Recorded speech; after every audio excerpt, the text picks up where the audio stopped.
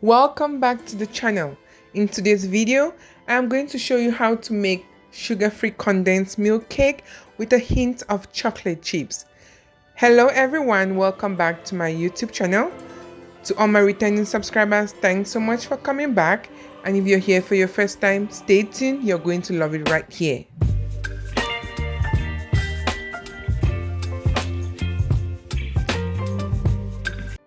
We will begin making this cake with 2 cups of melted butter, and that will be poured in an empty bowl, as you can see right there. Then I will be adding 6 eggs, and using a whisk, I will mix that together. This is an easy recipe. You don't need no stand-alone mixer. With the handheld whisk, you are good to go. At this point, I'll be adding a can of condensed milk. I'm using the Eagle brand. That's the brand I love best. And I poured the whole can in the bowl. I made sure I took out everything from the can because it really matters. So after pouring everything in the can, I continue to mix using my whisk. Just watch as I do this. After a while, I added 2/3 teaspoons of salt. Again, you need salt to balance the taste of this cake. Then I added 3 teaspoons of baking powder. That is the brand I always use. And after adding these 3 teaspoons of baking powder, I use my whisk again to mix, but before then, I added 2 teaspoons of vanilla extract. 2 teaspoons of vanilla extract, and the last thing I added before mixing was a teaspoon of milk flavor. This is optional. I just love the milk flavor. This is optional. You can also use powder milk. You can sprinkle some powder milk inside. It all depends on you, but at this point in time, I was good and I used my whisk to mix. Then now I'll be adding 3.5 cups of flour, and I continue to mix using the whisk. If you started watching and you haven't hit the like button, please go ahead and hit the like button. And I'll also be sharing in the description box other cakes that I've made that have to do with chocolate. You're going to love them and you're going to be trying them, right? Now I will be adding a 1/2 cup of hot water. This just puts everything together, makes the flavor stand out, and extremely good aroma. At this point, I stopped using the whisk. I just use my spatula, and the last thing I'll be adding will be my 1 cup of chocolate chips. I first of all poured in some. I mixed using my spatula, and then I'll be pouring in the rest. Once I knew that everything was fine, I went ahead to flour my baking tins and to preheat my oven to 350 degrees Fahrenheit.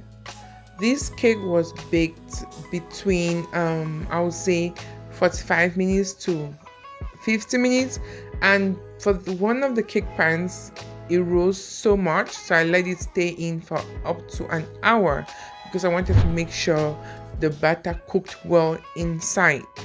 If you have been watching and you haven't subscribed, please hit the red subscribe button, turn on your post notification bell so that when next I upload a video, you'll be the first to watch and you'll be the first to try. How about that? A deal, right? Just continue to watch. Yep, I floured my 3 baking pans.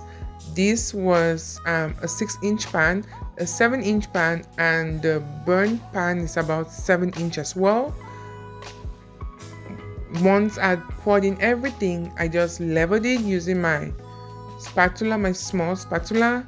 And I also made sure I tapped the pans on the countertop so that any air bubbles would disappear. Yeah, I was done at this point.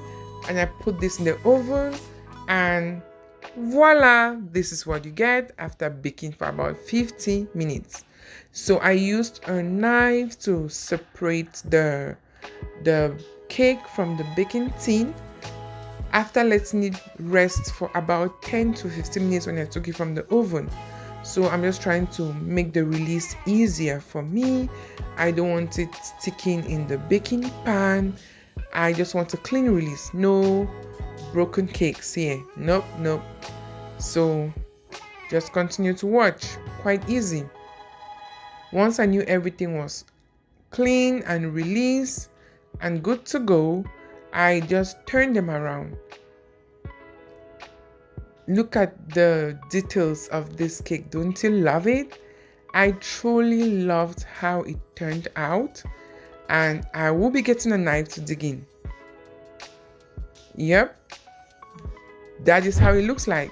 I loved it so much, and I got my knife and I was ready to dig in.